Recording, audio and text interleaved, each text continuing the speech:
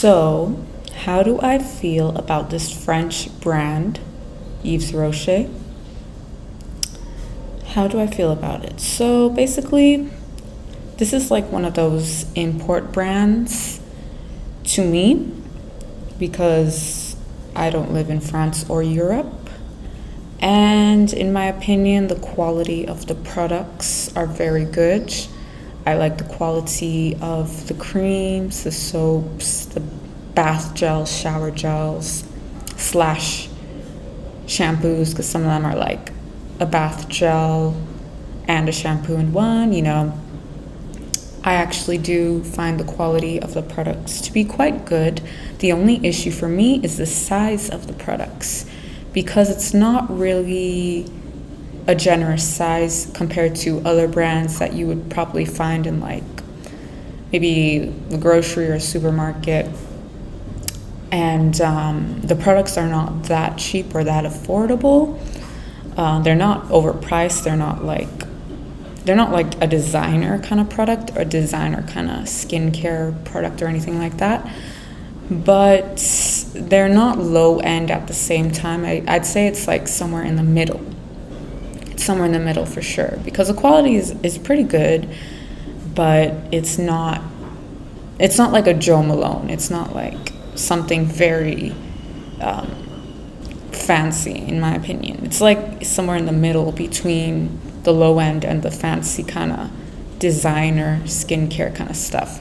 So in my opinion, you definitely get more bang for your buck in the French markets. Yes, if you were to like go to France and buy like the French soaps, that would be the best bet, especially if you're someone that's really into natural skincare and all that kind of stuff. You can get really, really, really beautiful, lovely smelling French soaps in France, in the markets there, for a really good price, and you can buy it in bulk or just buy a few to take home back with you whatever country you live in. It's gonna cost to travel to France for the plane ticket and all that, but it's just that if you're in the country and you're going around to the markets there, you can definitely get nice deals and stuff like that, and also natural products. So I love natural French soaps, like the ones with lavender, the ones with goat milk, and I do find that in the markets, instead of the stores, like if you go to the market instead of a store, it's gonna be cheaper than the store, because it's usually coming from people that are like independent, small based entrepreneurs. Like it's a small business of theirs, so they don't really mass produce it. It's like a mom and pop kind of little stand, a mom and pop little stall that they have. So some of them come from the countryside, so they can make their own, like they might have their own kind of like small little business. In the markets you get food, fruits and veggies, and you can also get skincare stuff, candles. You can get natural products as well, or organic products. I know organic is really big in a lot of markets all over the world. It's not just Europe. There's markets that happen all over the world, especially in the Caribbean. I have family from the Caribbean, and they have a big market culture there. Since the dawn of time, people in the Caribbean were doing the market stuff, and it's just pretty big there. Even in this modern age, people still prefer to go to markets as opposed to grocery stores. If they can, they would prefer to do shopping in markets or get more natural kind of stuff in markets. But it really depends on the family. Like everyone's different, right? But yeah, so good quality. The price is okay. It could be a bit cheaper, especially the size of the products. It's not that big. It's not like a Western standard size. It's more like the size of the products are kind of small, in my opinion. I will definitely be trying some French brands in the future, because I do like French perfumes and I like French soaps, but I think I definitely would have to go to the country instead of just importing, buying the imports and all that, because it's a step up from supermarket skincare, but it's still kind of like, I don't know, it's nice, but I'm not a fan of the sizing of it. It's not like a Western size. It's definitely, a little bit smaller, but It's not the epitome of luxury. It's not like Jo Malone, but it still is quite distinct, I would say. It still is quite distinct. It still has a little bit of luxury to it, a little bit, but not on the level of other luxury brands. I do like their Manoi products because the Manoi products do smell quite summery and is great for the summer season and months. And the Manoi oil, I did not find it greasy at all. After I rubbed it in and let it sit on my skin, it wasn't greasy. It's perfect for the summer. I think just the North American in me prefers bigger sizes. So yeah, but I think the brand in general is quite good. I would probably give them like a 3 out of 5 in terms of score. Just because the sizing is definitely going to be a deal breaker for some people. It's not the sizes that people would be used to here in the Americas. But yeah, the quality I do find is pretty decent. So yeah, 3 out of 5.